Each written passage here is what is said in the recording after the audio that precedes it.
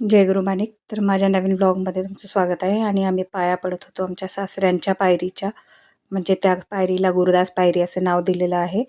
आणि आम्ही कुठेही जाताना अगोदर त्या पायरीला नमस्कार करूनच कुठेही जातो.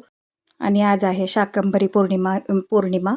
तर आज आम्ही जात आहोत माणिकनगरला, आणि तिथं दर महिन्याला म्हणजे पौर्णिमेला महाराजांचं प्रवचन असतं.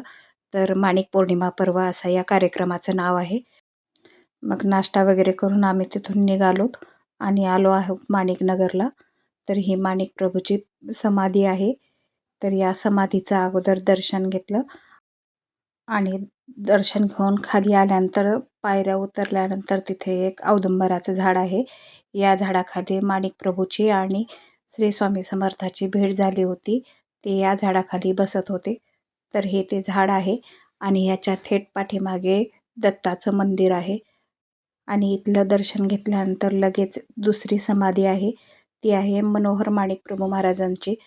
माणिक प्रभूच्या नंतर मनोहर माणिक प्रभू महाराज गादीवर बसले होते. तर खोल ग्रहामध्ये यांची समाधी आहे. तर आज ही समाधी उघडी होती, म्हणून तुम्हाला इथून दर्शन झालंय. म्हणजे रोजच असते, पण आपण वेळेत यावं लागतं. तर आज आम्ही वेळेत होतो, म्हणून आम्हाला ह्या समाधीचं मधून दर्शन झालं. नाहीतर बाहेरून एक खिडकी आहे, तिथून दर्शन होतं. तर इथं आहे माणिक प्रभूचं साहित्य. माणिक प्रभूचा पलंग, गादी, असं हे बरंच काही साहित्य आहे माणिक प्रभूचं. तेवढं दिसणार नाही तुम्हाला, पण शक्य होईल तितकं दाखवण्याचा प्रयत्न केला आहे.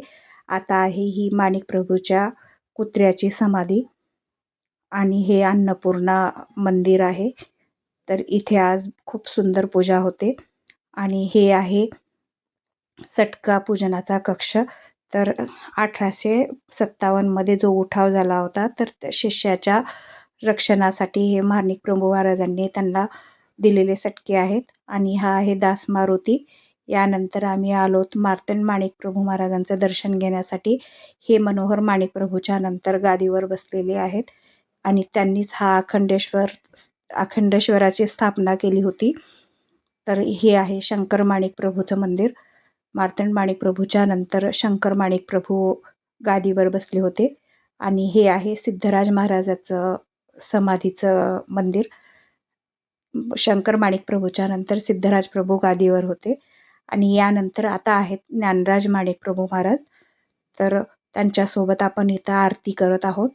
तर आजची आरती ही अन्नपूर्णा देवीपाशी होती, कारण आज शाकंभरी पौर्णिमा होती. प्रवचन वगैरे सगळं झालं होतं, आणि आरती आज बाहेर होती. तर या संस्थांविषयी जास्त माहिती मला सांगायची गरज नाही, कारण तुम्ही यूट्यूब, इंस्टाग्राम, फेसबुक सगळीकडे सर्च करा माणिक प्रभू संस्थान म्हणून. तर तिथं तुम्हाला माहिती सगळी मिळून जाईल. तर या पंगलोर गाई महाराजांनी आणलेल्या आहेत.